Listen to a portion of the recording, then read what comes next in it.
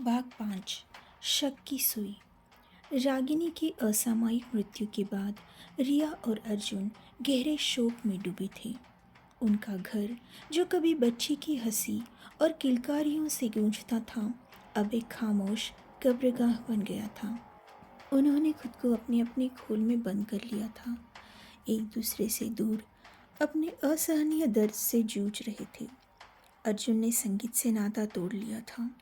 उसके सुरों में अब वो मिठास और उत्साह नहीं रहा था। रिया ने भी काम पर जाना बंद कर लिया था। उसकी रचनात्मकता कहीं खो गई थी। उनके रिश्ते की नींव, जो कभी प्यार और विश्वास पर टिकी थी, अब शक और अनिश्चितता से हिल रही थी। एक रात जब रिया रागिनी के कमरे में बैठी उसकी पुरानी तस्वीरों को देख रही थी, उसे एक अजीब सी बेचैनी महसूस हुई। उसे ऐसा लग रहा था जैसे कुछ ठीक नहीं है, जैसे कोई अनकही बात है जो उसे परेशान कर रही है। अगले दिन अर्जुन को रागिनी के पुराने खिलौनों के बीच एक छोटा सा लॉकेट मिला। ये लॉकेट रागिनी हमेशा पहनती थी। अर्जुन ने इसे खोला तो अंदर एक छोटा सा कागज़ का टुकड़ा मिला, जिस पर कुछ अस्पष्ट अक्षर लिखे हुए थे। अर्जुन ने रिया को वो कागज़ दिखाया। कागज़ पर बच्चों की लिखावट में कुछ दवाइयों के नाम लिखे थे और उनके आगे कुछ अजीब से निशान बने हुए थे। रिया और अर्जुन दोनों ही उन अक्षरों और निशानों को समझ नहीं पा रहे थे। उन्होंने सोचा कि शायद रागिनी ने खेलते हुए कुछ लिख दिया होगा, लेकिन रिया का मन अब भी शांत नहीं था। उसे लग रहा था कि इस कागज़ के टुकड़े में कुछ रहस्य छिपा है। उसने रागिनी की पुरानी डायरी निकाली, जिसमें वो अक्सर अपनी छोटी छोटी बातें लिखा करती थी।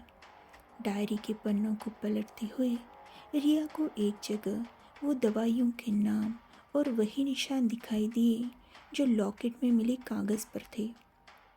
उसके नीचे रागिनी ने अपनी मासूम लिखावट में लिखा था, अंकल देते हैं मीठा मीठा, अच्छा लगता है। अंकल? कौन अंकल? रिया और अर्जुन एक दूसरे की ओर हैरानी से देखने लगे। रागिनी के आसपास तो उनके करीबी परिवार के सदस्यों और कुछ दोस्तों के अलावा कोई अंकल नहीं था जो उसे कुछ देता हो। रिया को अचानक विक्रम याद आया। विक्रम अक्सर उनसे मिलने आता था और रागिनी को बहुत प्यार करता था। वो हमेशा उसके लिए चॉकलेट और टॉफ़ी लाता था।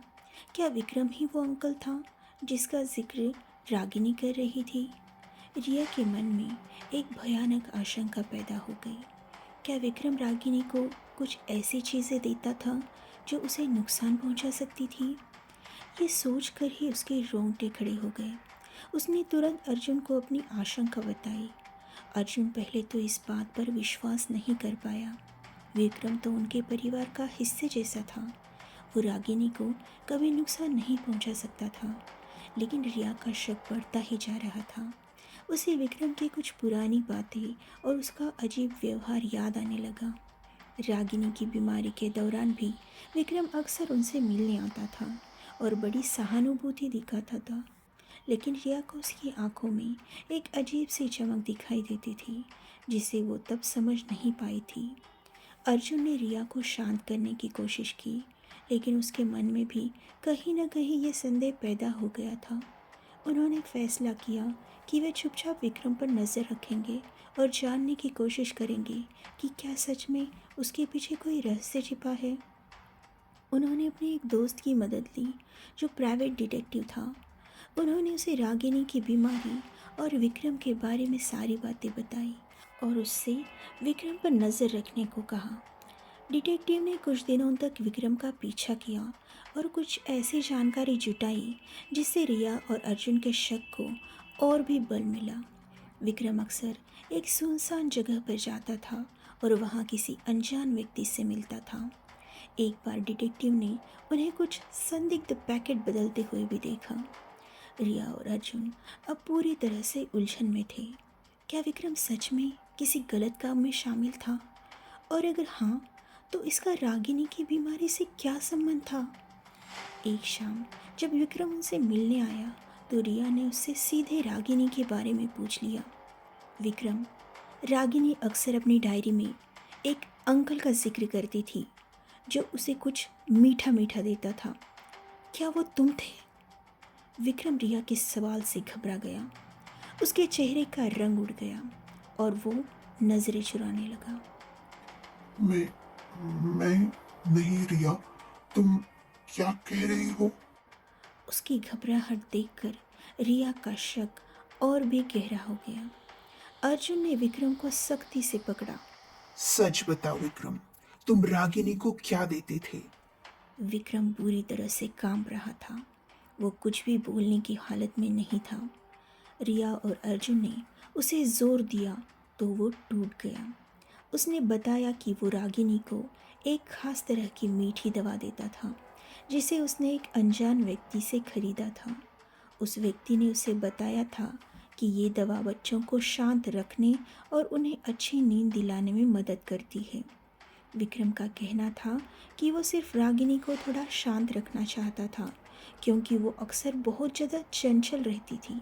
लेकिन रिया और अर्जुन को विक्रम की बातों पर विश्वास नहीं हो रहा था। उन्हें लग रहा था कि वो कुछ छिपा रहा है।